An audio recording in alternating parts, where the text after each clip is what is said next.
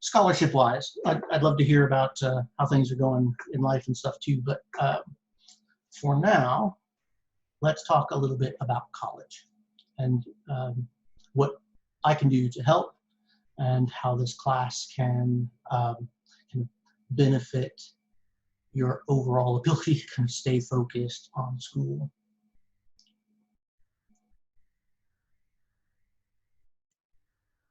I am doing well so far as this class and school. I don't feel like I need help right now, if that's the type of answer you were looking for. That's kind of generally, if there are challenges and there's something that I can do to help, then this is the place to air that. If there are challenges, but there's really nothing that can be done from this side, I'm happy to allow you an opportunity to kind of air that. And finally, if there's kind of issues that have you really worried, but don't really have too much to do with your ability to finish, then again, this is just a place where maybe a chance to just hear you say, like hearing yourself say it out loud might help. Then this is a good venue.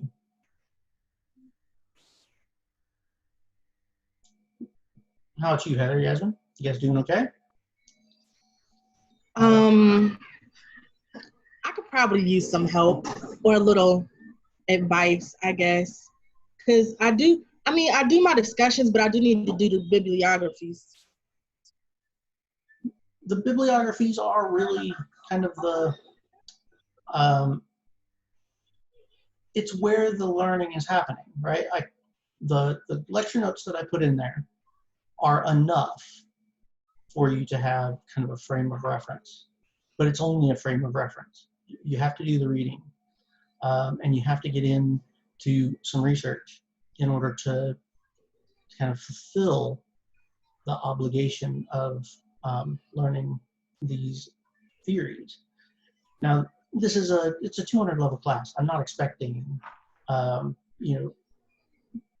any of you to leave this class and be able to remember everything we've learned, or to even be able to necessarily identify all of them. If I'm happy with you finding something in the class that's valuable and taking that, and then the rest can be something that kind of comes up as it comes up.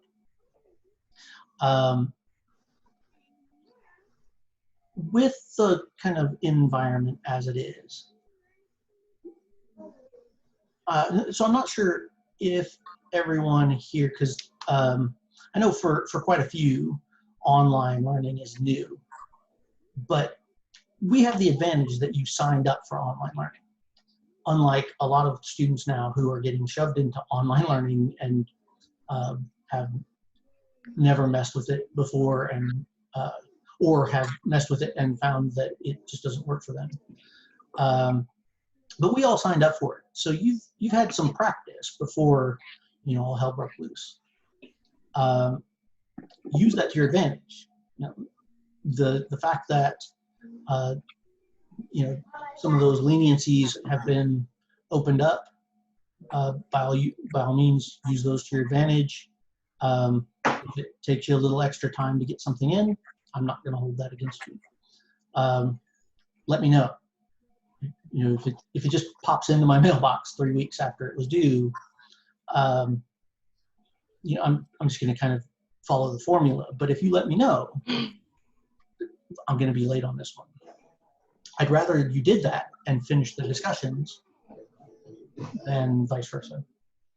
And then, like I said earlier, I'm not sure if you were in the room yet or not, but I'm going to try and get a little bit more involved in the discussions, because these final discussions are less reliant on the reading and more reliant on making sure that you are kind of absorbing this material and kind of running with it a little bit stronger. So hopefully that will help as well. And then on top of that, nobody Nobody this entire term has taken advantage of any office hours. If you feel like you are struggling and you just need some personalized time, get a hold of me. It doesn't have to take long, and it doesn't have to be all at once. We can have 15 minutes every couple of days or so until you get up to speed, or we can do, I'm here, I'm stuck, it's not like I can go anywhere. So, you know, get in touch. The only difficulty is that when it comes to my time here, it's split between 3 schools, of which one is full-time. So I do have to be kind of careful, but it's not tied to particular times of day. So I can move things around and modify things such that if you need a particular time for a particular day, pretty good likelihood we can make it work. Okay, so you take advantage of those things. And so some of the struggles that you've been having are not uncommon. So don't feel like it's just you and everybody else is doing fine, but there you are having a hard time.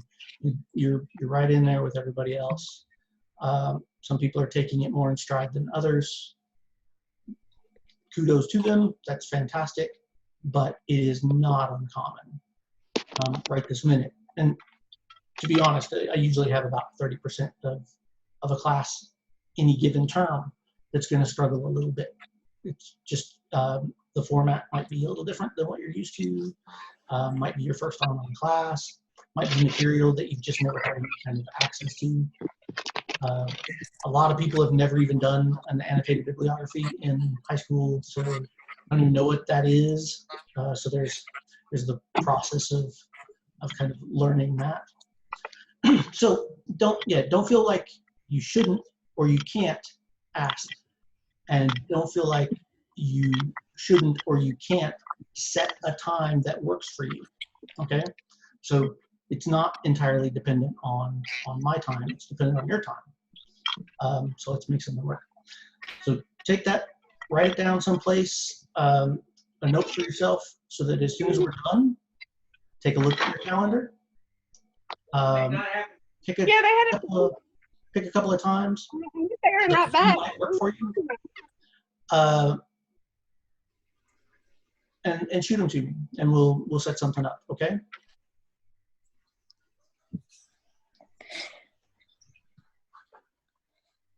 I definitely have a hard time focusing at home. In general, or just is the environment fairly chaotic right now? Just in general. Okay.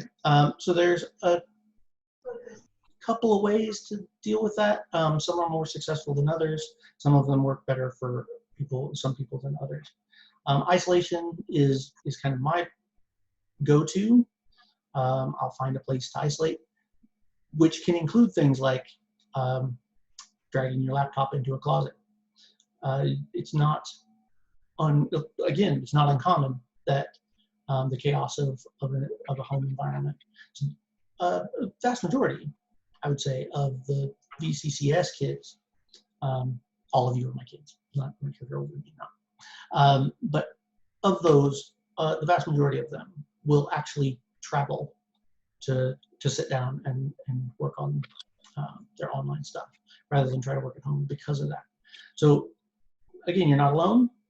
There are some techniques to use. Isolation is the one that I would initially recommend if you're not using a desktop, if you're using a laptop, and there is a place in the house where you can just kind of close off everything. That can be really helpful.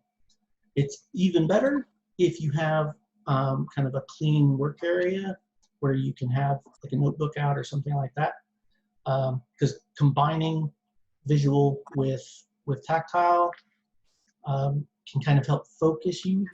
Okay. It kind of brings things together. The other thing that you can do is use readers. There are different kinds of readers out there that kind of force you to stay at speed when you're reading. Because one of the things, at least for me, that it can be challenging is that I'll start reading something And I don't know if this has happened to anybody else before, but for me, like I'll read a paragraph or two and realize that I was thinking about God knows what, and completely missed anything. Yeah, that was in that there.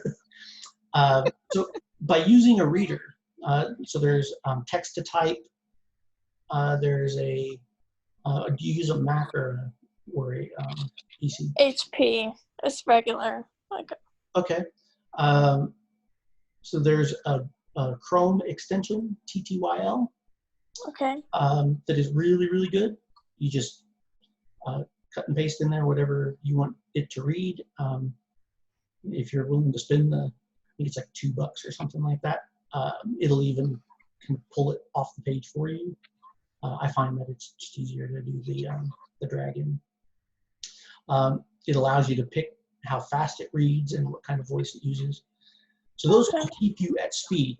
Now, those only really work scholarship-wise. They're fine for things like if you're just doing kind of general reading of like a story or fiction or something like that, where you're not processing the information in the same way. It's important to have whatever text that is being read on the screen, either in front of you or on the screen as well, so that you can follow along looking at the words as they're being read. If you do that, where it's reading plus watching the kind of word as it's being read, it has a tendency to stick. You will read much, much faster if you are like me and easily distracted. It'll kick up your speed.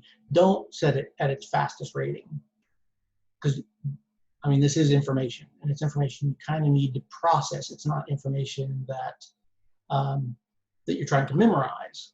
It's Right. information that needs to be processed and then kind of derived into new information. That's just kind of the nature of both math and philosophy, right? Neither one of those are the kinds of skills where rote memorization is going to solve your problems. You need to know formula, just like you need to know theories. But the answers to problems come through application of those things. And that's true of everything that we're doing in the class. So read it at either, so I read it fast. It has 5 settings from very fast to very slow. Very slow is if there's too much time between for me to start drifting off. Regular, slow, again, it's slower than I would read on my own. And that's ideal. Is you want to pick a speed that you would read on your own if you were well rested and kind of at your 100%. You pick that speed, and then it'll keep you there. But I read it on fast. Works really good. I really like it. I use it almost exclusively for work reading. I'm perfectly happy to, for pleasure reading or whatever, or if I'm just reading like Wikipedia or interested in what the chain of evolution was for zebras or something like that, then I can read that on my own. That's no big deal. But if I'm reading like a new article that's just come out or something like that in philosophy, I have that text reader going, and I have my notepad out and the whole thing, and that just makes sure that it stays put. Even if you never use it again, it will become part of what your knowledge base for philosophy is, and that's valuable. So try those 2 things, seclusion and a text reader. See if those work. If those don't work, there are some kind of other ways that you can go about it. Kind of depends on whether the problem is more with writing as opposed to reading. For me, scholarship has always been challenging from the perspective of reading. It's kind of getting the information from the page to my head. Once I get pencil to paper or fingers to keyboard, life is good. But getting the information in my head in the first place has always been the place where it's challenged me the most. So if that's the issue, then try those 2 techniques first. If those don't work, again, just like I was telling Yasmin, you set up some times that work for you, and let's talk. Because sometimes, if those kinds of things aren't really helping you, then the process of the dialectic of talking things through will sort of bridge the gap. Okay, so Okay. does that sound good? Yeah, thank you. Cool. Hi, Jessica. We are in the process of discussing challenges that you might be facing with the class, challenges you might be having with the material, challenges you might be having with college in general, and places where I might either have advice or we can set up some time to talk about the material in particular. Are you having any trouble? Can you hear me? Yeah, I can hear you. Okay, I didn't realize my thing was on. I'm sorry. The only thing I'm having trouble with is I don't know if it's just me, but with the scholarly articles, it seems like when we're doing a week each week, I'm having trouble finding enough scholarly articles that I think are scholarly, which probably may not even be, that doesn't repeat the same information over and over. So that's actually okay. Okay. So one of the things that this kind of research is about is finding support, right? So if an idea is good, yeah, a lot of people are going to write about it, right? And they're going to write about it in a very similar fashion. But it's the unique perspectives that they might take on, especially as you kind of dig into an article. The amount that you're meant to be reading right now is fairly minimal. I'm not asking you to read the entire article for the research stuff, unless it's something that you find particularly useful or that you want to use in your discussions. But that can make it seem like, because you're just reading abstracts and maybe a chapter or two or a section or two of a paper, makes it seem like they're saying a lot of the same things. And you have to remember, in an academic paper, after your thesis, after your initial statements in the introduction, for quite a bit of the rest of the paper, it's them talking about their support, right? I found this information here, and this, and this, and this, and this, and this supports my ideas, blah, blah, blah. And then, usually the last section, maybe a little bit deeper, the last section will have kind of their take, where they stand in the conversation. So that can make it seem even worse, because you're reading literally the exact same thing because they're all pulling from the same sources. That's actually, when you're doing an annotated bibliography, that's something good to look for. If you see several articles that are using the same source information, that's really good for you, because that means that the core idea that they're talking about is the same. So all you have to look for is their differences. What is it that each of these people are bringing to the table? Rather than trying to look at where did they come from first, and then how are they different, or are they fundamentally different, things like that. So in your annotated bibliography, that's going to be something you look for. Remember, this is a research document, right? So you're doing an annotated bibliography from the perspective of someone who's putting together a book list, right? That's what you're doing. You're putting together a book list so that when you are ready to sit down and write an essay or an article or a book chapter or whatever it is that you're going to do, you have a body of reading to go through, right? Okay. It's supposed to be a selection process. Now, because of the broad range of our topics, right? We're talking about things like consequentialism. That's pretty huge as far as topics go. That can make it a little challenging to weed things out. Pretty much the first 5 entries from Google Scholar are probably going to cover most of your bases. But if you were looking at something like, say, what constitutes pain in a utilitarian theory, right? So something very specific, very small part of the overall theory. Well, going in and looking at articles and seeing which ones talk about something like that is part of the weeding process before you start actually doing your in-depth research. So you have to put together your book list. You have to get rid of things that are going to be a waste of your time, and you have to bring in all of the work that might have something valuable to add. And the vast majority of annotated bibliographies are not read first book to last book, right? You might put together in real life, you might put together an annotated bibliography that has, say, 25 texts. And of those 25 texts, you might use 5, right?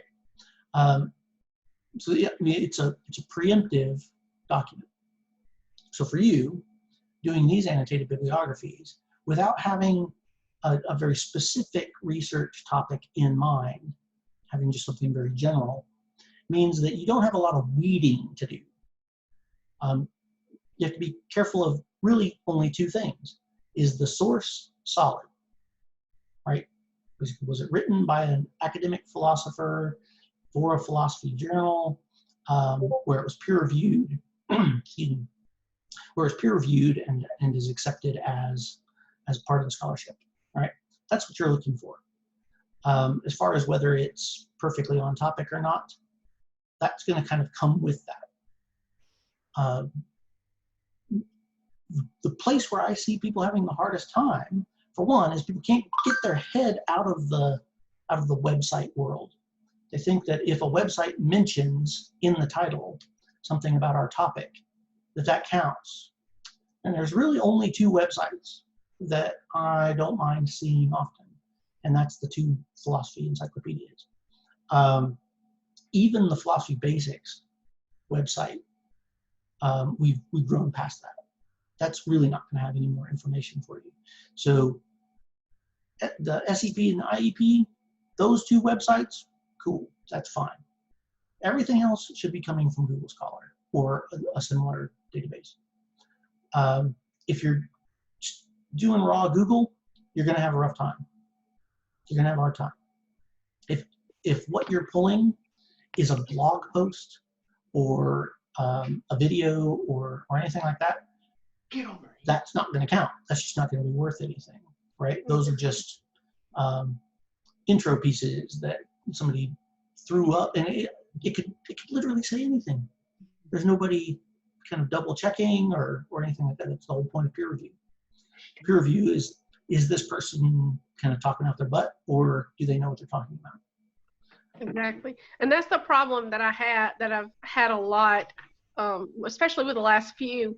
I will start writing my bibliography and then read the article and then have to take that bibliography off because it really doesn't say anything pertaining to what you're wanting us to do it on the subject. It was misleading, but I thought it was a scholarly article, so I ended up having to take it away, and it just takes more time. And I'm doing the Google way. I've had to read probably 20 articles before I could find 5 that were decent. Well, again, I mean, unless you're really struggling with understanding what's going on in that first couple of paragraphs of an article, you don't have to read the whole thing. Usually you can get enough out of the abstract. So if you're reading entire articles, that's going to feel like a huge burden to you every week, right? If you're reading 5+ articles every week, you have the required readings. Read those in their completeness, right? As much as you can, read those.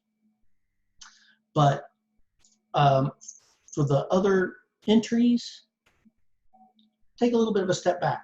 Read the abstract, maybe the first couple of paragraphs. Is it on topic? It might stray later. That's fine. That's part of the process. But that's not what you need to be worried about. Is this something that you can throw in your bibliography that is near enough to the topic that it's valuable, right? And as long as you kind of pluck out those 4 bits, is it philosophy? right? Not sociology, not business ethics, not medical ethics, nothing like that. Is it theoretical ethics, right? Is it written by a philosopher? There's a lot of non-philosophers that love to write about ethics, and they this isn't that kind of class, right? We're not looking at just at opinion, even if it's an educated opinion. We're looking at good scholarship. So it needs to be by an ethicist. In the same way that I wouldn't hand you a math textbook that was written by an English teacher, right? Even if that English teacher is really good at math. It's just not the way that the stuff works, right? So with that in mind, read your, usually there's what, 2 is pretty much the most common. I think there's 3 there's 3 this week.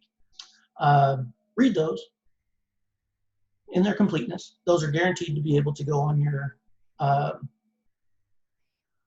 on your bibliography. This week there is actually 4 readings, and I've seen quite a few people putting the 4th document in a bibliography. I'm not worried about that. Normally I would say no. It's just it's a kind of a website article. It's nothing scholarly, but the fact that it's on the page and I haven't said anything about it prior to this, I really am not having a problem with people using that, which means for this week, 4 of them are already done. 4 of your bibliographic references are done. I've been trying to just do like it says in the syllabus, where I only use one of your articles that were give. I've been trying to do that. Yeah, that's okay if you are in a position where you're not struggling. Okay. If you're in a position where you're maximizing the information that comes from this class, where you're up to speed and you want more, do that. But if you're struggling, use the resources that are available to you to get up to speed, rather than, I mean, it's like, don't play the game on hard if you can't beat it on easy, right? Okay. So yeah, don't stress about that. Use what's available to you here, and then use your time wisely on, say for this week, use your time wisely on, say 2 articles instead of on 4 articles or something like that. Okay? Okay. Sounds good. Thank you. Gonna open to everyone. Please, if there is any reason that you want to chat about something, just get in touch, please. All right, this is not a time to be struggling. We've got enough stress going on. So most problems can be solved in regard to college stuff fairly easily. Okay, I have been considering. I'll just go ahead and put this out here now. I have been considering normally I don't allow extra credit. I'm considering a little bit of extra credit for those people who have legitimate reason for having slipped. Don't count on it. Do your best now. If we get towards the end and I'm seeing that of those that are struggling, the majority of them are people who are essential workers or dealing with multiple kids that are now home, things like that. Like ideally, staying on top of things keeps that problem to a minimum. And that, if I had no other advice, that's it. Stay on top of it. If you let things slip, then it just compounds so quickly. It compounds. But if you can stay on top of it, you need to stay on top of it. Like I said, I'm not really hounding people with late penalties right now. So that is meant to be helpful, but don't slip too much because it can get to be pretty bad. And don't miss discussions. If you can't do anything else, just get in there and get some words down. Because at least then you can get a little bit of credit. Once that's gone, it's gone. And I've gone in and I've tried to modify things like due dates and stuff like that. For whatever reason, Canvas has locked because of all the courses that are moving online, has locked all the due dates. So I can't change due dates. So when it's gone, I can't even reopen it, a discussion. So take that for what it's worth, just do the discussions. It does mean that we are technically kind of a weak offset between discussions and bibliographies. No big deal. Assuming that you don't let it bother you. If you let it bother you, then it's going to be an issue, but it doesn't need to, because you're still doing the same amount of work. You're just kind of offsetting when the work is put down on paper or text. So just leave it at that. There might be some extra credit at the end. It will be an essay if it does happen. It will be probably about a 5-pager.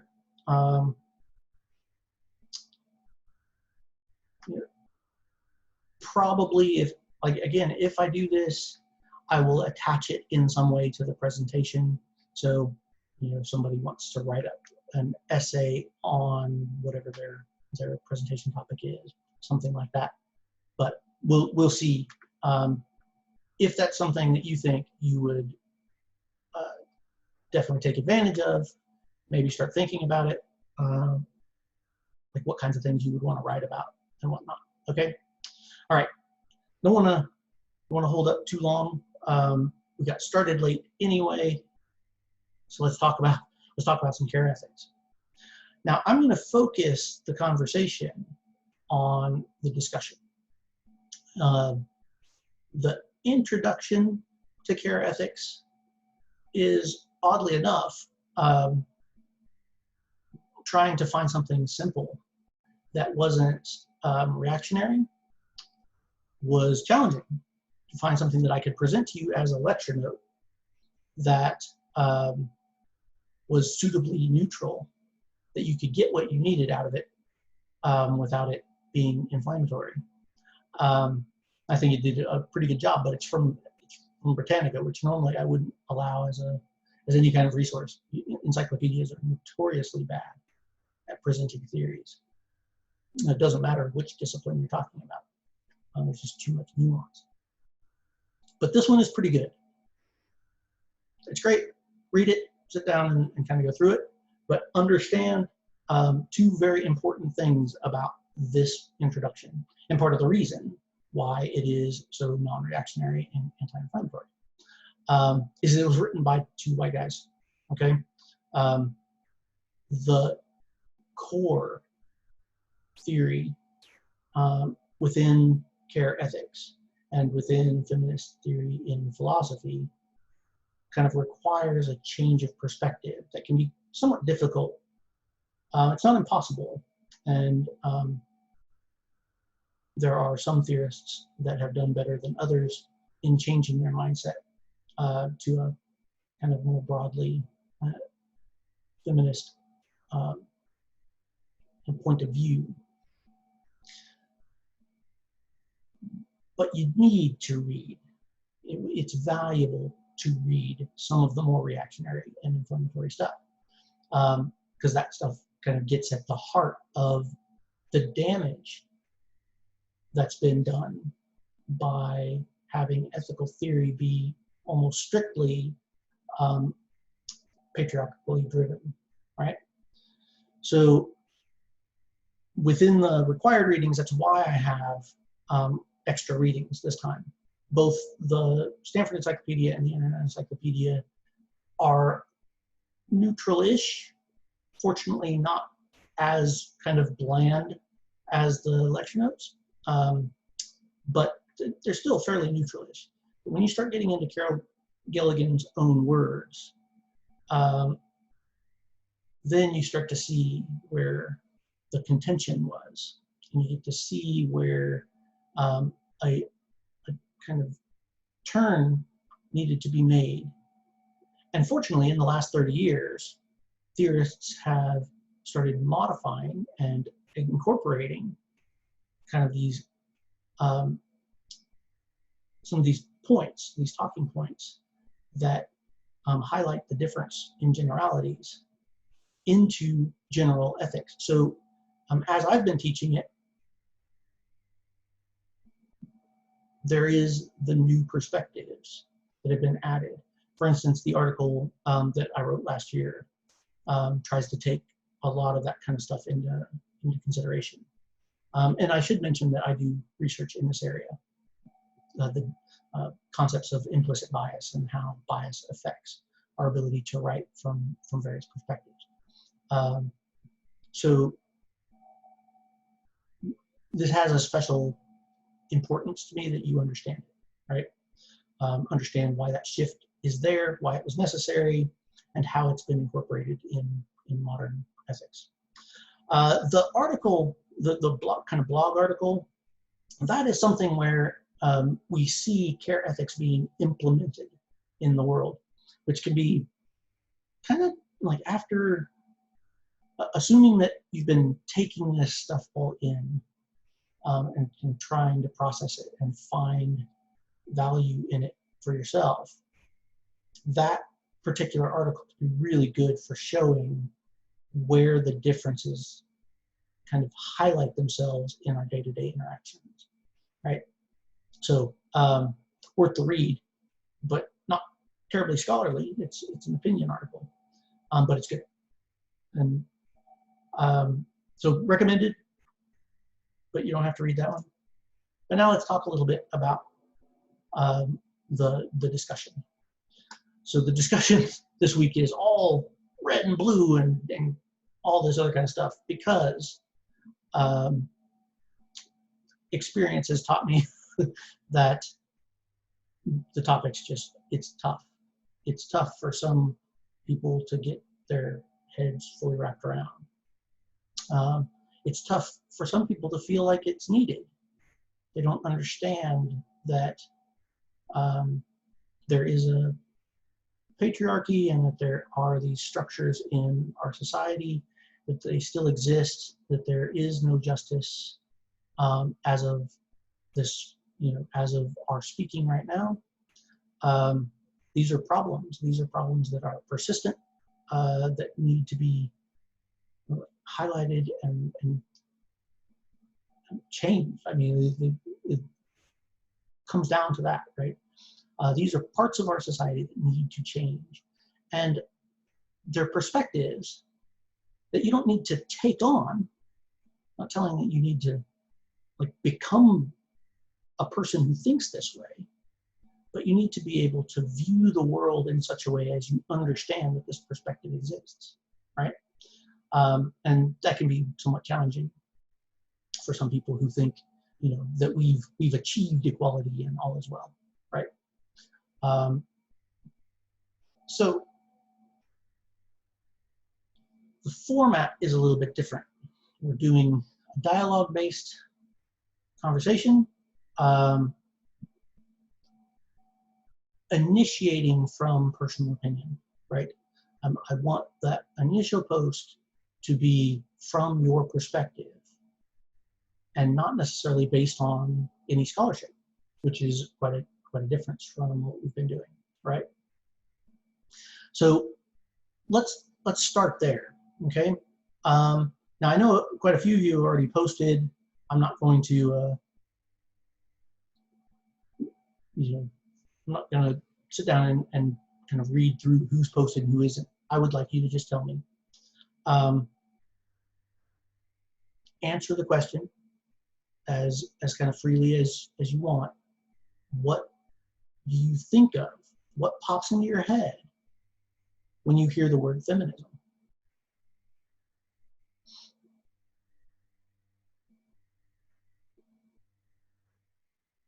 I said gender roles. You said what? Like gender roles, like saying women can only do certain jobs and things like that. Okay. So you thought that was that's what pops into your head when you hear the word? Yes. Are you thinking from the perspective of feminism fights that, or feminism is that? Feminism is that part of that. Is the But that's creation. just, yes, it's one of the concepts of feminism. Okay. All right. Let's go next.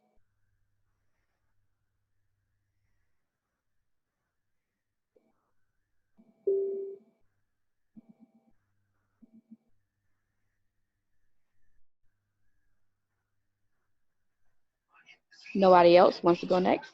If not, come on, help us out.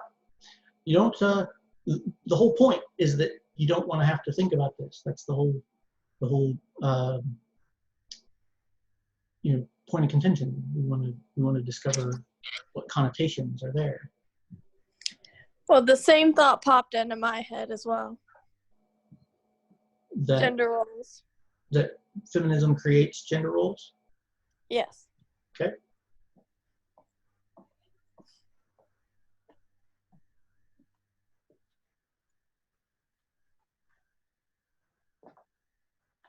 Jessica, Jasmine. Sorry, Jasmine. My daughter's name is Jasmine, so if I do that, my apologies.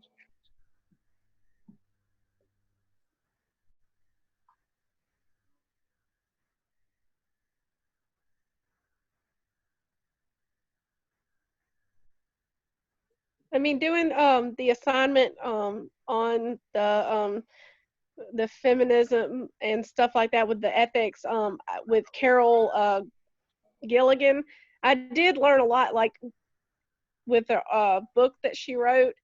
I can't remember what it's called, but how it was in the time when women were finally starting to get their voice during the, I guess what you'd call the 70s or the hippie era, where she really came out as a spokesperson for feminism. So you could definitely see an uptick in women's rights movements and stuff in that time. Okay, so you are kind of associating the word feminism with women's rights. Yes. Okay. And I could also see where care ethics could also be considered, even like civil rights era, you could see how ethics would play a role in that as well. Sure, but that's not the question, right? We're not interested in care ethics yet. Right now, we're just trying to figure out what feminism means to you when somebody says it kind of off the cuff.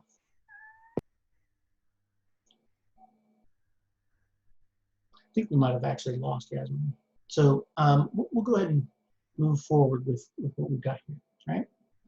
So a couple of things that are interesting. The kind of idea that that you associate feminism with gender roles is unusual. It's unusual because that's actually kind of the opposite of what feminism was meant to be, right? Feminism was meant to react to gender roles and the kind of denial that gender roles should be absolute or defining, right? Now, initially, feminism was fairly simple. Women didn't have a voice, and they wanted it. They wanted a voice. Why shouldn't they? Right? Why shouldn't women have a voice? It's such a ridiculous concept to imagine that anyone would think that that wasn't an option nowadays, because we have years of people fighting for that. So even though there are still people out there who are trying very hard to deny that voice, no one, not even those people that are trying to deny that voice, can say that women don't have a voice, or can say that women shouldn't have a voice. So feminism was initially just that, a voice, having a voice. We saw that the most, we being historians and scholars and whatnot, and those at the time. through politics, right? In the United States and in Great Britain, it was about voting. There were other places in which representation was what mattered, representation in legislation and in law, and still huge problems with that throughout the world. In Tibet, which is considered one of the gentlest societies in the world, right? In Tibet, it is illegal to menstruate in the house. Process that for a second. All of you are women. So where are you supposed to go? There was a hut, like an outhouse. That's where you went. In like deeply traditional households, you stayed there the whole time.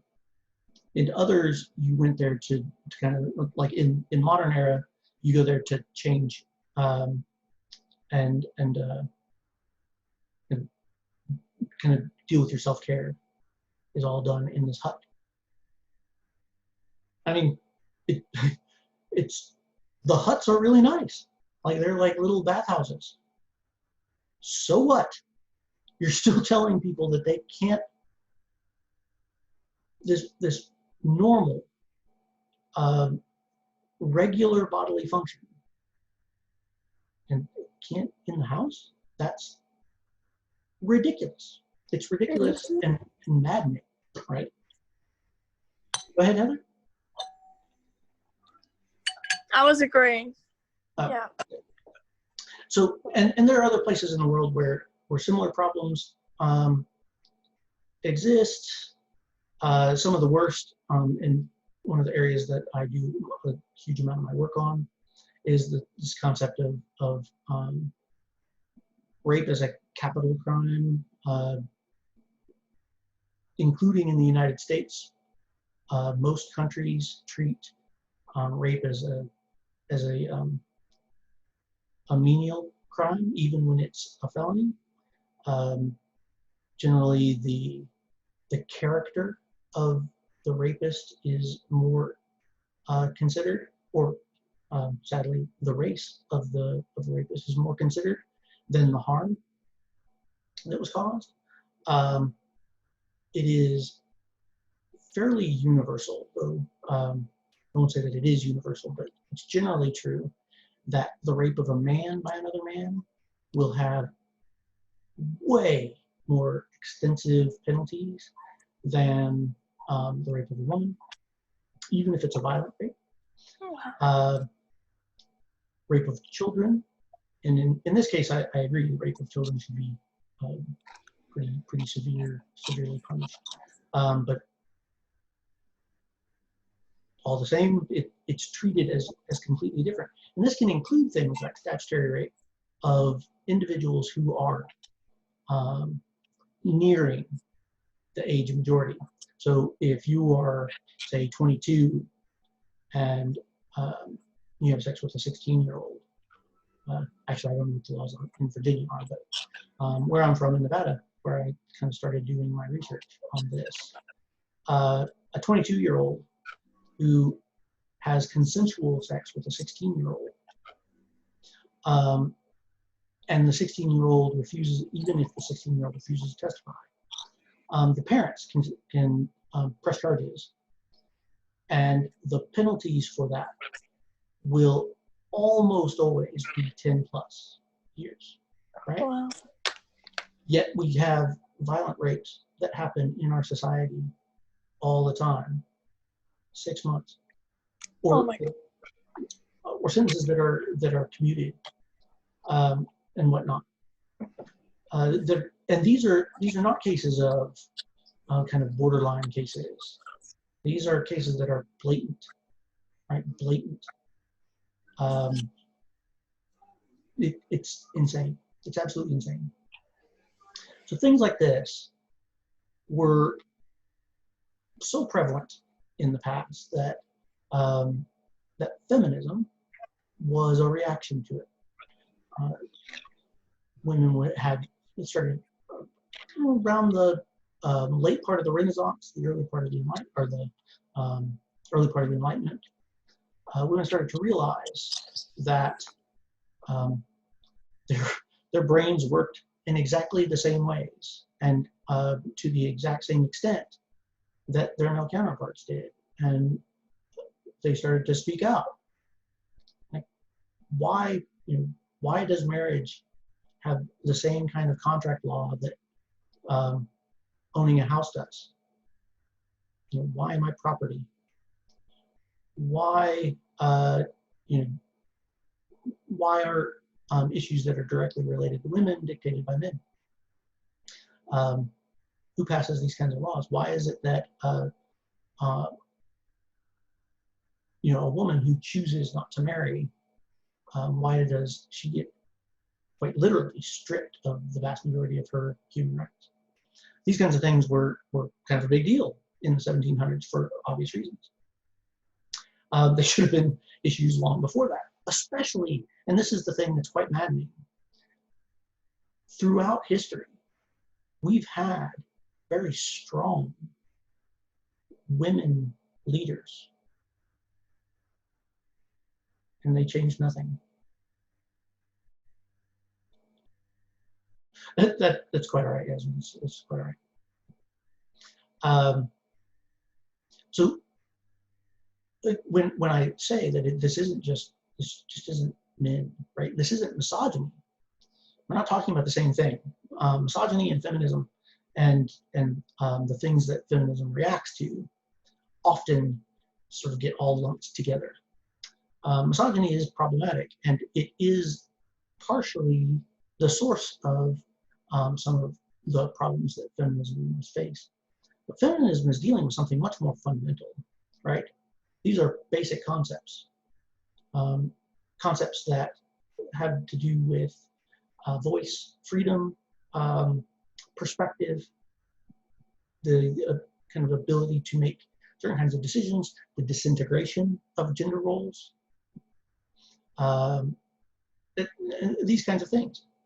And one of the things that often, so there's so many ridiculous arguments that come out in these kinds of conversations. Things like feminism is trying to de-feminize women, and that's false, absolutely false. In fact, it completely undermines anything that you say after that, if you think that that's true. Feminism is about being able to choose, and that includes being able to choose to be feminine if that's your choice, using that classical definition of feminine, right? But if you choose not to, or if you choose to, say, mix and match, right, between traits or roles or choices or ways of thinking or whatever, doesn't matter. It's about choice. It's being able to have the autonomy to make those decisions for yourself. And this, the most important, pound my fist, I stomp my feet, right? Feminism is not about women. Feminism is about people. It's about autonomy. Feminism gets its name from the fact that part of people were being so horribly oppressed and had been for so long that it sort of gave its name to the problem as a whole, right? Human autonomy, being able to make choices. There is absolutely no reason whatsoever, none, no viable, philosophical, ethical, conceptual, or for that matter, legal reason why a man shouldn't be able to go out in public wearing a dress. There's none. It causes zero harm. Why is that such a problem? Right? So while feminism is, it often kind of has that spotlight on the female condition, the conception that that's where everything lies is false, right? So feminism is about human autonomy. It's about being able to make the right kinds of choices and to be represented in the way that you are governed and the way that people act towards you, right? So very important to kind of keep this word separated from all the negative connotation that often comes with it, right? So who here has heard the term feminazi? Actually, I probably should ask who hasn't heard that word before? I haven't. I haven't. Interesting. Who here hasn't heard the term radical feminism? I haven't. Okay. Can you repeat what you just said? Because my internet froze up. Have you ever heard of the term radical feminism? I don't guess so, except like during like the 70s and stuff when everything was a bit radical then. Fair enough. So that's kind of interesting. Usually both of these terms get thrown quite a bit. And part of this is dependent on how active you are in these kinds of debates. Feminazis was a term that came out in the mid-90s when certain feminist theorists were taking a much more kind of hardline approach. And it was because a lot of the things that were being written since the 70s were just being dismissed at the kind of scholarly level. So, sometimes you can only speak softly for so long. So there was this kind of age, if you will, a whole kind of, you might say, generation of scholars that were coming out and were being pretty brutal. And anytime that someone is on the attack like that, it's going to put some people on edge, and especially it's going to put people on the defensive who are the kind of the cause of the behemoths, right? So all of those people that were causing the problems got really ticked off because somebody's calling them out. And the commentary that came out of that was that there was, this whole, that feminism as a whole was kind of this man-hating club, a society of lesbians and other things like that were not only untrue, but truly objectionable and insulting. That particular term then became, as that movement sort of started to die down a little bit, that term started to be attached to people who use feminism as a weapon, which is not uncommon either.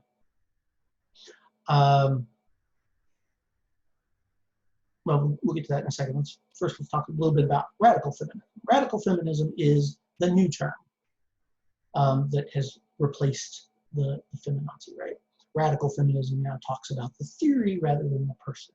It's supposed to be less derogatory, right? Because we're not talking about people, we're talking about implementation of theory. The problem is it's used derogatorily, right? So if someone is called a radical feminist, it is literally no different than calling you a feminazi or or a man-hater or any of these other kinds of derogatory terms. And it tends to be focused on women who speak out both in support of and sometimes in denial of certain things, right? So something like, let's say, the glass ceiling issue that really became an issue in the 80s, right? We started seeing the disparity between pay that comes from recognition of kind of the male workforce and the female workforce. This disparity was kind of originally thought to be purposeful. We've sort of learned it, up to now, it's not really purposeful. it's an implicit concept as opposed to explicit. And that's not to say that it doesn't happen, that there aren't people who are doing it, who aren't doing it on purpose. But we've recognized that it isn't a situation in which people are doing it on purpose because, because whoever it is that we're talking about is a woman. They're doing it because of some other reason. We'll talk about that in a few minutes. But so if someone comes out and says the pay gap is, let's say the pay gap is on purpose. It's men's fault that there's a pay gap. So that's false in its kind of purest sense. In a kind of broad sense, it's true in the sense that we do have a patriarchal structure, and that structure is one in which certain kind of manifestations of personality are attached to genders. But it's false in the sense that it's empirically false. People don't look at, say, a resume and say, well, I advertise this particular position at $68,000 a year, but because the only person I can hire is a woman, I'm gonna only pay them $62,000 a year. That, I'm not gonna say it never happens, but that's not the cause of the pay gap, right? Pay gap comes from personality and negotiation. So in situations in which the pay gap is most prevalent is in situations in which pay is fairly high, right? So the pay gap between, McDonald's workers is not really what's in question. What's in question is we got 4 people who work for a corporation. All of them hold the position of vice president, and these 7 are getting paid 10 grand a year less than these 4 over here. What we fail to recognize is the fact that one of the aspects of the patriarchal structure is that women who are seen as tough negotiators tend to be looked upon poorly, right? So all kinds of bad names that people like that get called, and generally it's taught out of women at an early age.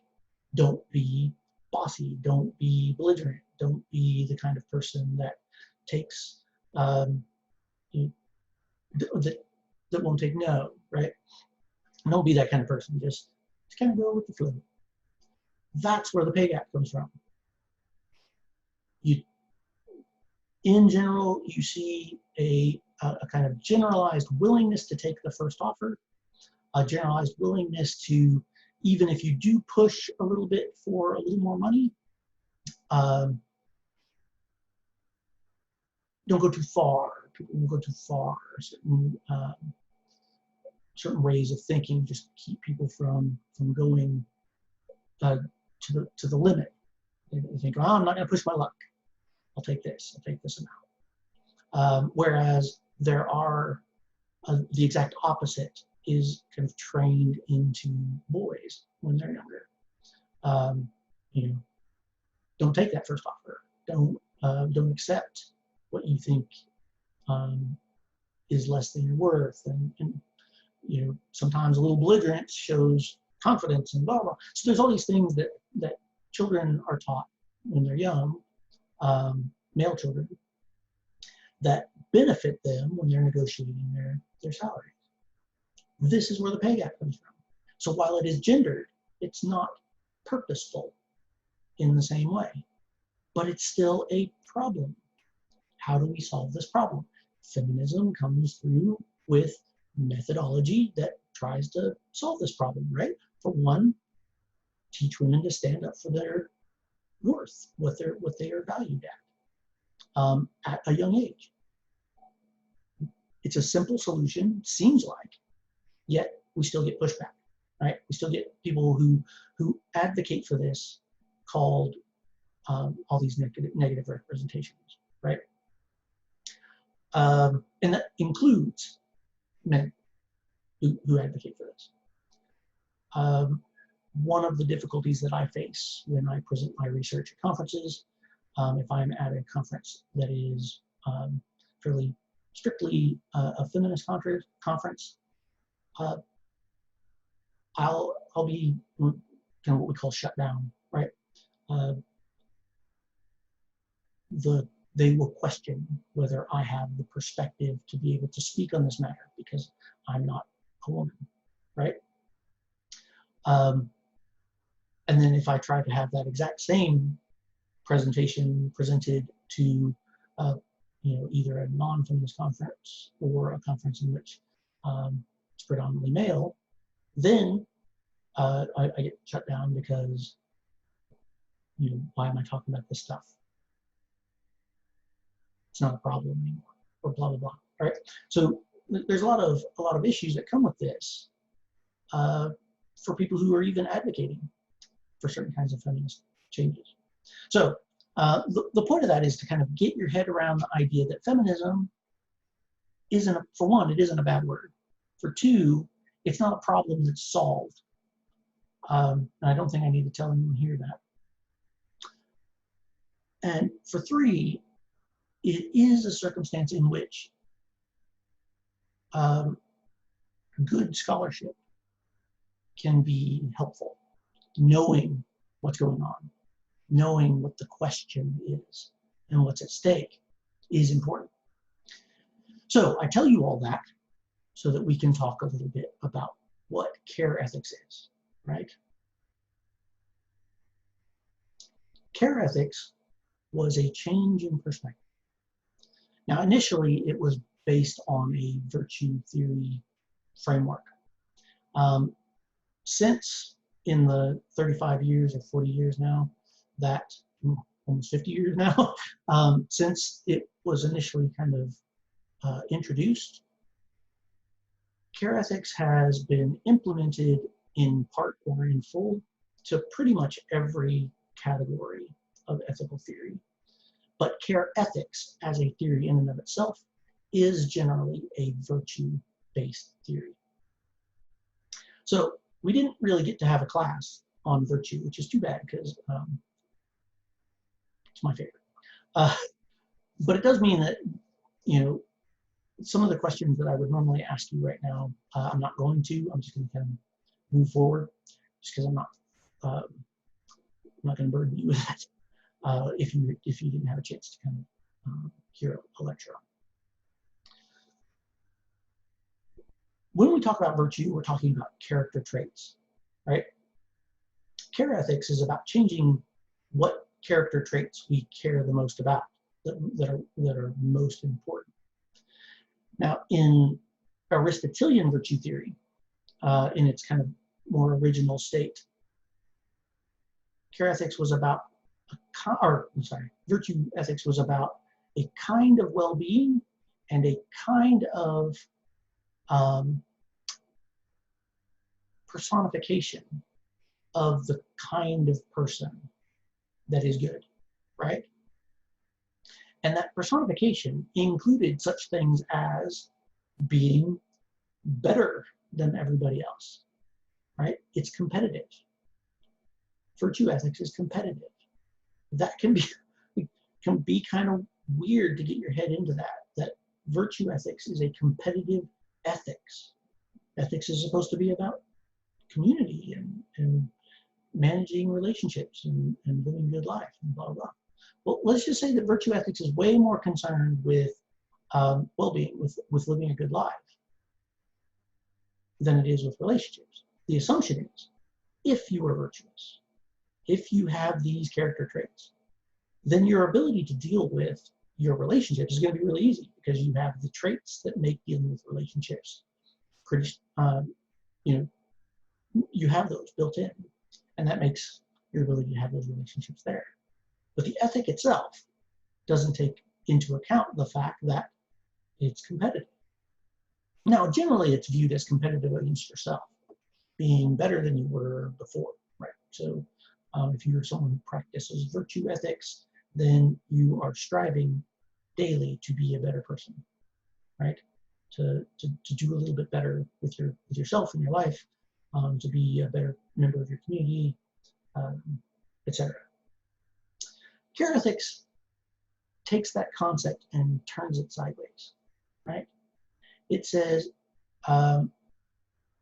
we are less concerned with excellence, personal excellence, right?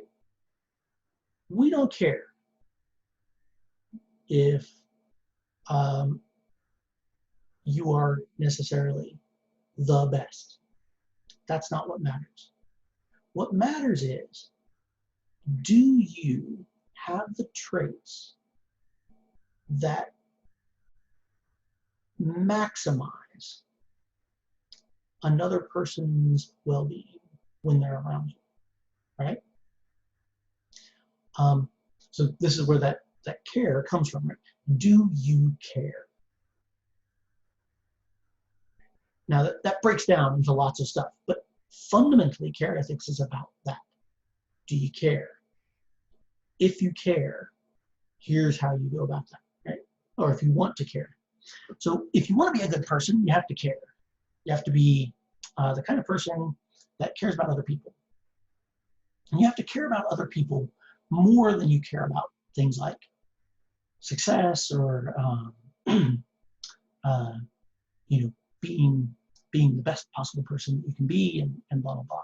That's not to say that you forsake the self. This isn't altruistic, because there's a massive limitation built into it, right? Care ethics focuses, unlike just about every other ethical system that we will study, care ethics focuses on those relationships with which you currently have, or that you could possibly build, right? It doesn't, like, the ethic itself does not stretch across boundaries of things that you have no control over, right? So how you show compassion and how you care, the people who are around you, has significantly more impact than how you show compassion and show care for people who are significantly distant from you, right? It's almost, you might think of it in an odd sort of way. It's almost a kind of reverse egoism, right? It's a kind of egoism that focuses on other people's egos and not your own, without being self-sacrificial, right? So you don't forsake your own ego for others, but if you are properly ethical, if you're practicing this system correctly, then caring for others is just something that you do. It's a trait that you've built up, in the same way that courage is a trait that you've built up in virtue ethics. Right? Does that make sense? Does anybody have a question about that before we move on? Or anything else that I've said earlier? No, I'm okay.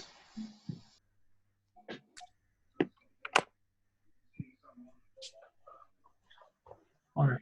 So it's kind of a lot so far, and I've grossly oversimplified a theory that is actually fairly complex. But in the grand scheme of things, it all kind of comes down to that. Do you care? Are you the kind of person that cares about other people? That's the virtue side. Care ethics that's been implemented into consequentialist and deontological theories have a slightly different question that they ask. But for original care ethics as it's defined, do you have the trait of empathy? Do you have the trait of compassion? If you have these traits, kindness, and there's a couple others that are kind of well defined. If you have these traits, then you'll be a good person, because you will take care of the people around you. They can rely on your, so loyalty is another one.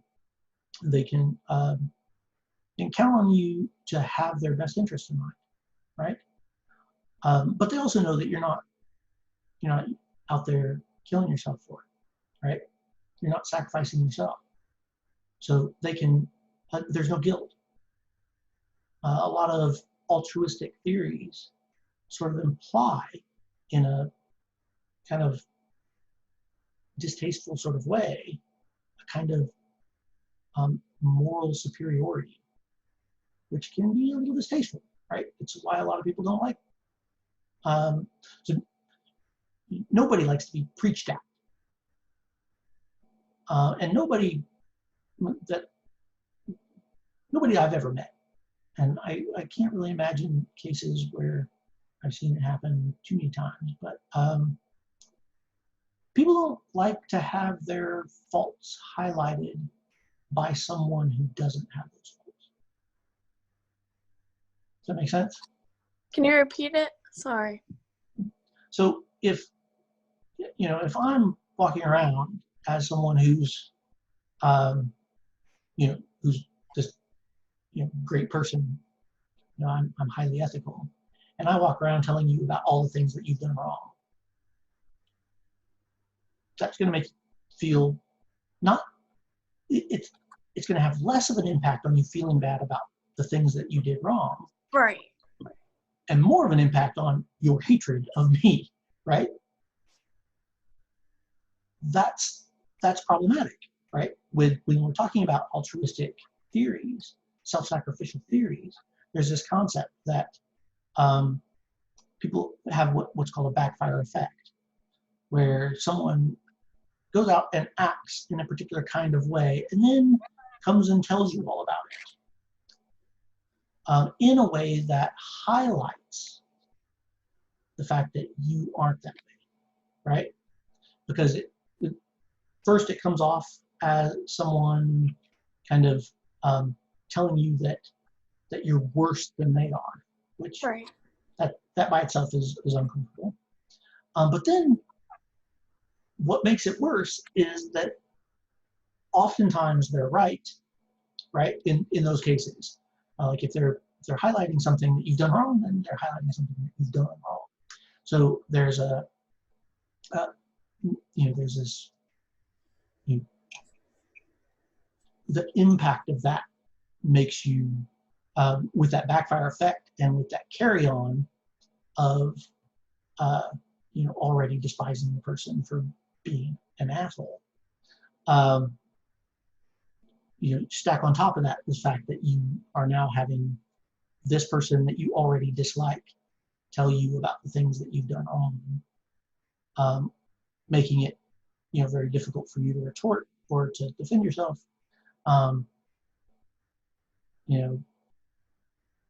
It's disturbing, and it's difficult to feel like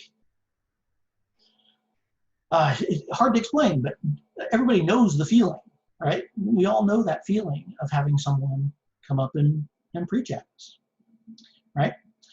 So we have that issue, and then on top of that, there's the guilt that comes with knowing that the person, regardless of whether they're an asshole or not, has gone to great lengths to kind of reduce themselves for the betterment of others.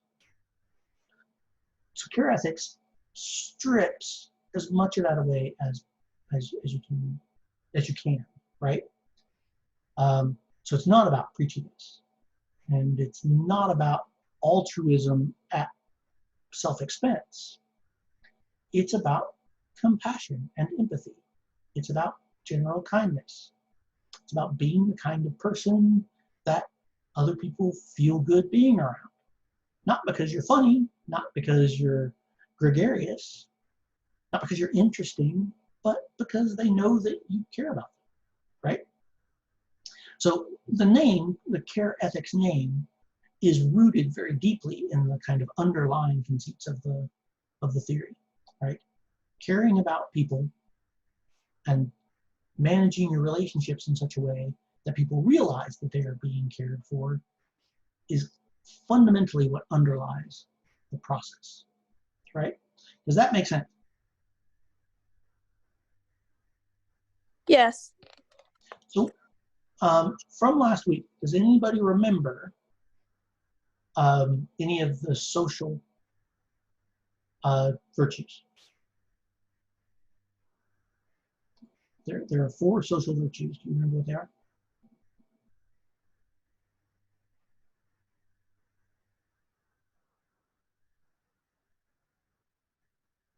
Okay. Wittiness, right? That's the bring people to you trait. There's friendliness. That's the being willing to go to someone else trait, right? There's honesty. There's honesty and there's sharing, right? So we have these social traits, and one of the reasons why Carol Gilligan kind of focused on virtue theory, or virtue ethics, sorry. Virtue theory and virtue ethics are 2 different things. So be careful in your reading when you flip across those. But in virtue ethics, some of the fundamental concepts that Carol Gilligan thought were important were there. They were just overshadowed by some of these more, for one, the core conceit of virtue, which is about excellence, about being better, right? She's like, no, we're not better. Nobody's better than anybody else. We care about each other, and that's what's important. We are one. We are autonomous, right? So, getting rid of the, all of those competitive kind of excellences, getting rid of those was important, but the underlying structure needed to stay there, right? So there's this concept of the mean. She was keen on the Aristotelian mean. There was the concept of the unity of virtue. So having one wasn't good enough, having 3 wasn't good enough, you needed all of them. Like, those were all key concepts that she thought was important. She just wanted to replace a few of the concepts and then to better define the kind of already in place social concepts. So friendliness and wittiness sort of became like reconsidered as this like the nature of gregarity, right? So wittiness no longer is for modern theorists like myself. Wittiness is not associated with humor. Humor can be used for the trait, and humor is often used for the trait. But the trait is about is a social concept about bringing people to you, making people comfortable being around you, right? So the way Aristotle wrote that up was people like to be around people who are funny, people who are quick of mind, but not belligerent. So wittiness was the translation of that, but that wasn't really the concept. The concept was about bringing people to you, being the kind of person, having the trait that made people want to be around you. Well, that still exists within care ethics, but now it's kind of defined more fully, more completely. So be the kind of person that people want to be around. That's the trait. Doesn't matter how you go about that, right? If you go about that by being particularly interesting, you do that by being funny, if you do that by being someone who's like a good listener, like, it doesn't matter what method you use, as long as when people are in your presence, they are comfortable there. They want to be there. That's the trait. And friendliness was exactly the same, right? Friendliness is about being willing to put yourself out there, to go be around other people, right? You don't get to stand in the middle of the room and wait for the moths to flock, right? You have to put yourself out there. So friendliness was, we have kind of terminology about what friendliness means, but what Aristotle meant was more directive, right? So be the kind of person, have the trait in which you are willing and conscious enough to insert yourself into society.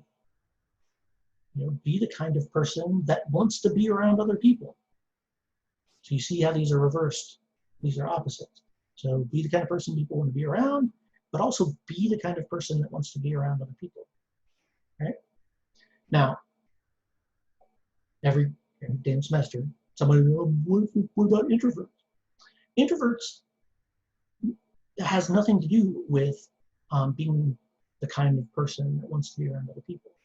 Being introverted means that effort, how you expend effort when you deal with other people, right? Introverts expend effort to be around other people. It doesn't mean they don't like it, doesn't mean it's not worth it. It just means that it's work.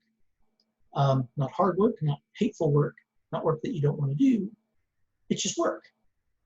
And you need alone time, you need a wind down in order to replenish your energy, right? And you can think of this energy in various ways: focus, exhaustion, however you want to think about it. But it's kind of all encompassing. An extrovert is someone who replenishes that by being around others. Being alone costs them, right? So they are most focused when they're around other people. That's it. Has nothing to do with likes or dislikes. There are plenty of misanthrope extroverts out there, trust me, and there are plenty of kind of your run-of-the-mill. Hey, there we go. Finally, somebody's got a camera. I'm talking to myself. Appreciate that. But this kind of concept of introversion and extroversion doesn't come into play. What matters is being the kind of person that likes or dislikes these things, right? That's what care ethics is kind of bringing out of the Aristotelian model when it comes to our theories or our virtue. As you do your reading, you're going to see a lot of work, a lot of modern work nowadays is being done on deontological care ethics. This kind of concept of bringing care ethics concepts into deontology. That's still a very new concept. In philosophy, anything under 20 years old is new. If I read an article from 2006, it's like, ooh, this is hot. But in the last 20 years, we've started seeing a lot of people considering care ethics from the perspective of deontology, kind of getting away from traits and moving towards rules. Some of it is good, some of it's well written, but it does have some challenges. So just be prepared. If you pull up any care ethics articles that have been written fairly recently, the likelihood is that it'll have a deontological kind of feel to it. And in fact, usually if this was the third course you were taking in philosophy, like it's supposed to be, at a traditional school, the essay that you would be writing this week would be on creating a delineation between teleological and deontic care ethics, right? So kind of keep that in mind. There is a way to take care ethics into both categories, both of these major categories. And it all has to do with our relationships with other people, with being someone who is empathetic and caring and compassionate, right? Now, anybody want to take a stab at why this is considered a feminist ethical system?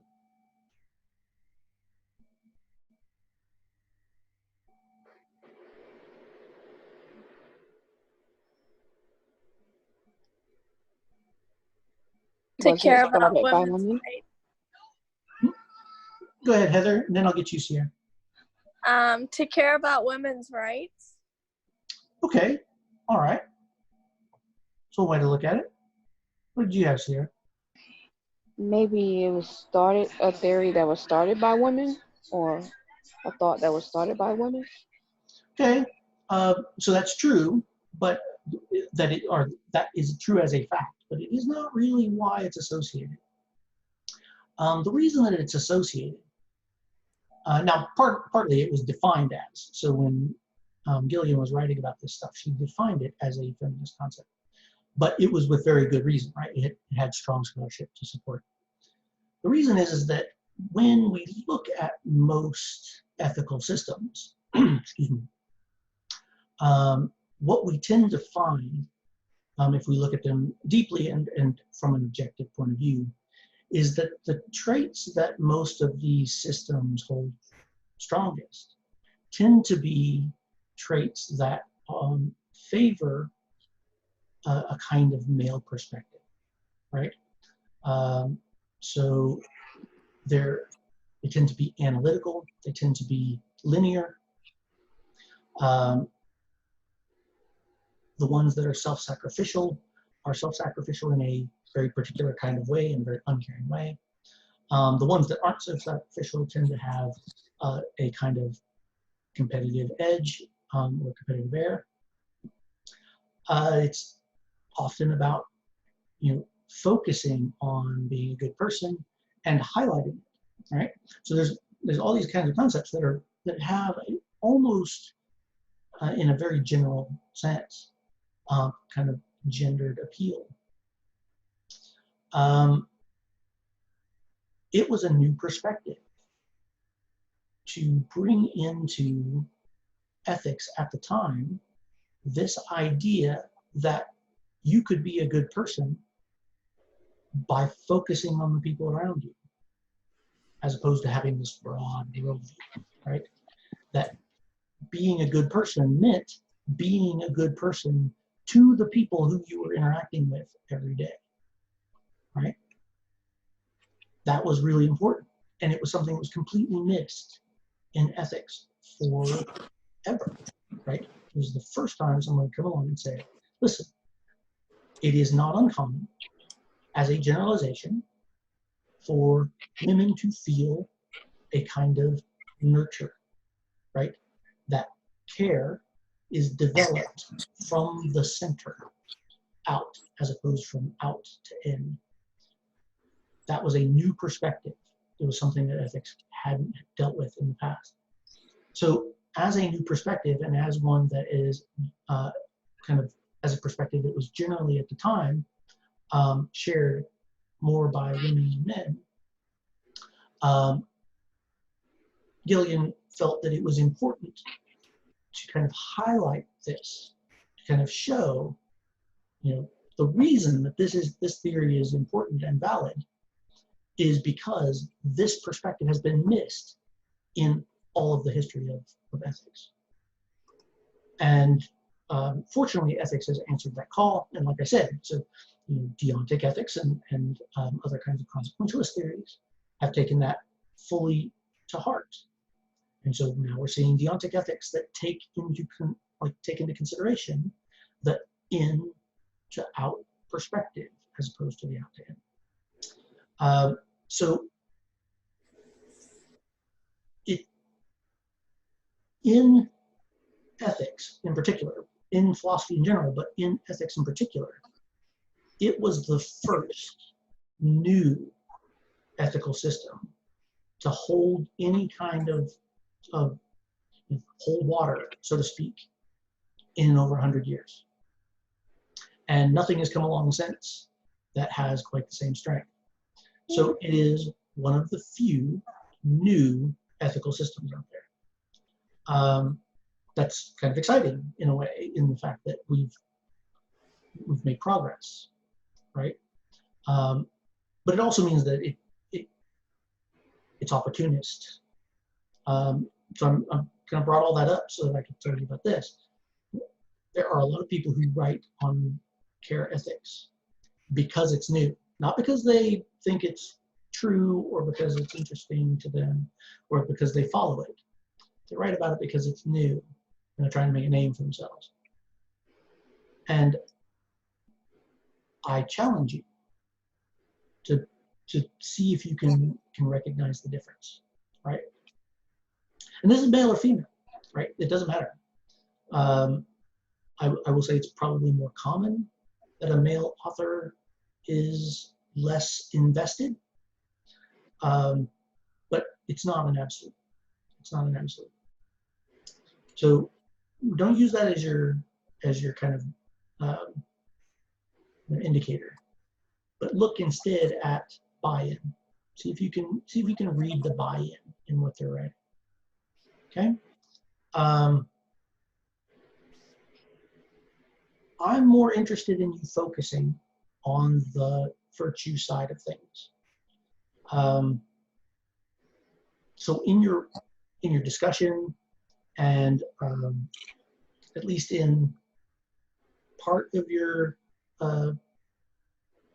bibliography, I'd like to see virtue-based care ethics as works that you're working on, especially if you're going to only use one or two of those slots. If you're going to use the rest with the required reading, I would like your one additional or two additional to be virtue-based care ethics, because that's its roots.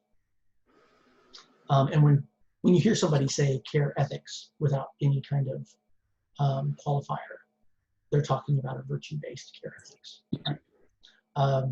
Otherwise, they'll say deontic theory with a feminist deontic theory, or deontic ethics with a care ethics, whatever. There's some kind of modifier. And like I said, it's still new enough that there's no standardized language for it yet. So we don't have a term for care ethics that is deontic. And lumped everything under care ethics. When it should be, the lump is feminist ethics, with care ethics being very specifically the virtue-based system. Okay, so I challenge you to do that. Keep an eye open for it. Can be almost startling once you start to recognize it. You can sort of see that buy-in. It's quite a bit different from pretty much, with the exception of maybe egoism, of anything that you've written or read up to this point. Seeing these kind of opportunistic articles, because you have to keep in mind, of the stuff that you've been looking at up to date, including egoism, but to a lesser extent, but everything you've been looking at up to date has hundreds, with an S, hundreds of years of scholarship, right? So, how much buy-in does somebody need when they're writing about something that has that much backing? When you have something that's new, in order to write about it intelligently, you have to have some kind of perspective on it. You can't just, it's not a history lesson. You actually have to have some buy-in if you're going to add anything of value. Now, you might find articles that are kind of counter, so these are counter arguments to care ethics. But those tend to be pretty easy to pick out as bad and don't make it into too many journals, because on the one hand, they tend to be inflammatory, and on the other, they're just bad in scholarship. They don't come in contact with the theory that they're arguing against. Instead, they're arguing about the people who are creating the theory, which is idiotic, right? So, to kind of go back from the start, care ethics is a feminist theory. Feminism is about everybody, not about women. But it takes its name from the fact that the problem that everybody faced was most predominantly a problem that was worse, much worse for women, right? So feminism is about autonomy. It's about human autonomy, the ability to choose. Care ethics is about creating perspective and living a good life through close relationships and managing those relationships in a way that has the best interests of everyone in mind, right? Its core concept, if you will, the central aspect of care ethics is empathy. And even in a deontic scenario where you're talking about a deontic ethic, empathy is still necessary. It's still as a personal trait.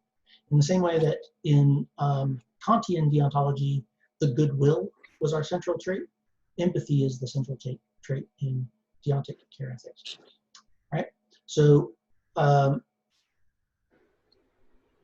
challenge yourself to answer the question in the discussion as fully and as completely as you can, but not from the perspective of research, not from the perspective of a bunch of reading. I want the first thing that comes to mind, and I want it in its fullness, right? What we're doing, the whole reason for that is we're exploring, highlighting, and creating counter-stereotypical exemplars of implicit biases, all right? Which is an important part of this. Answer the question. When you do your replies, engage. It's not, I agree, right? We're talking about people's very personal opinion. If you agree with someone's personal opinion that closely, there might be something going on, right? So everybody should have their very own perspective on this, okay? So engage fully. And now that this has come out, I'll post the recording, and this week I'm going to be much more engaged with the discussion because I want to make sure that it doesn't get out of hand. Okay. The bibliography, you have up to 4 of your references already included because you have 4 readings this week. So your 5th reading, if you're going to use all of those, no problem. I'm wrapping up now, so you're good. Sorry, Shira had messaged us yesterday. So your 1 bibliographic reference outside of the 4 should be on a virtue-based care ethics. Ideally, if you're gonna do it right and not use the recommended reading as one of your references, which I would prefer, it is not an academic source, then at least one of the 2 leftovers should be a virtue-based reading, okay? Any questions?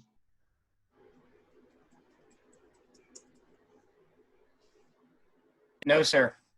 Sorry, I joined late. Oh, that's all right.